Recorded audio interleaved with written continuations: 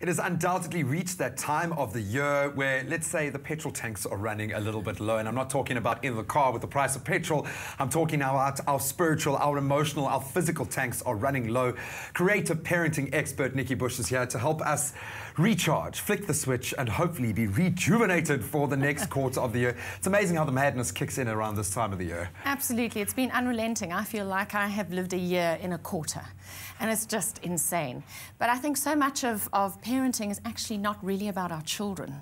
It's about ourselves, it's about our energy levels, and it's about the choices we make. And unfortunately, or fortunately, our choices and our energy are interlinked.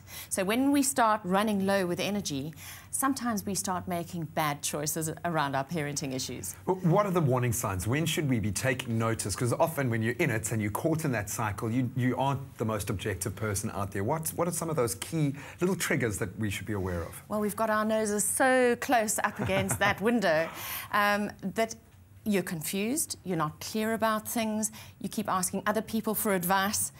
Sometimes you just need to take a big deep breath, withdraw from the world from time to time.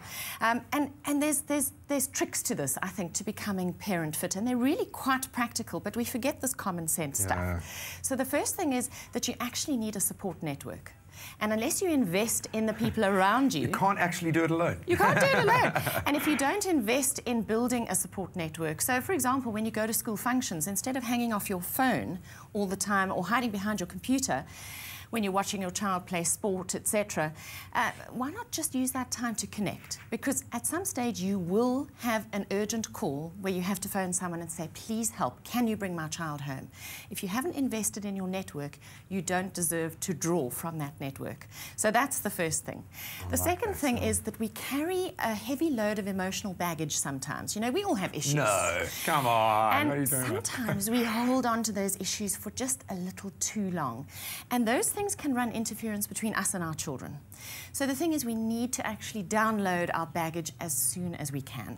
Get rid of it as quickly as we can. How do we do that? It sounds great in principle. We need to find people we can talk to. So going back to having a network of friends and a support structure, do you have somebody who you can talk to, who you can offload, download to, who can help you get your perspective back? Because sometimes we're just too close to our own issues. Clearly, it's got to be somebody you trust. You don't want to hang out the dirty laundry with somebody you don't trust. But having those people in your life just makes life a whole lot easier. And then two other things which are quite sort of physical in terms of our energy. The first is we need to move, and very busy parents often don't have time to exercise. But if you're getting to school, if you get to school a little bit earlier than the time you have to pick up your child, why not put on those walking shoes and go for a walk around the school field before your child comes out of school? Or if you're there later to watch some sport, team up with another mum or another dad and go for a little walk. You know, those endorphins from exercise actually make us feel happier. And a happier parent is actually a nicer parent to be around. I was going to say, that's the thing, it's the company you keep. No, I think we often forget that, you know, we've got all these answers right in front of us, yet priorities. We somehow think, okay, well, work is a bigger priority than me being fit and healthy, without making the connection that if you're fitter and healthier, you can be a better parent or more successful. And we also get quite tired. I take no prisoners here. If I'm tired and I get to school a little earlier, I will have a little power nap in my car. A little bit of a tinted window helps. That's a very espresso way, I won't lie. And even if I have to go to school later in the day, I might take 15, 20 minutes on the couch or on my bed just to power up again. A little bit of napping, power napping, can just raise those energy levels, helps you be a much nicer parent to be around, and you make better decisions as you go along. And I think a lot of this speaks to your own self-image. If you are feeling that positive response coming from your environment, from the people closest to you, if your child is genuinely looking up to you and taking from your example, that's got to feed into your own positive self-image. Absolutely. It starts with you. And if you find yourself sitting anywhere, whether it's in a coffee shop or a doctor's waiting room, with 5 minutes to spare and you're feeling a little bit down, take out a pen and paper. The attitude of gratitude just changes everything. Write down 10 things you're thankful for. I'm thankful for, I'm grateful for. Just keep writing, whatever comes to mind. And it's amazing how that can switch your attitude from being negative into positive.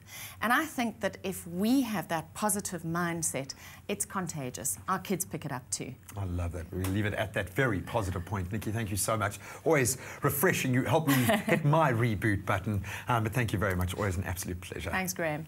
I hope you guys took something out of that. Put the brakes on right now. Hit a little reset. Do it for yourself. Do it for your kids. They feed off your energy. So make sure that you're giving off a positive vibe. And take 5 minutes for yourself as well. Believe it or not, you are worth it.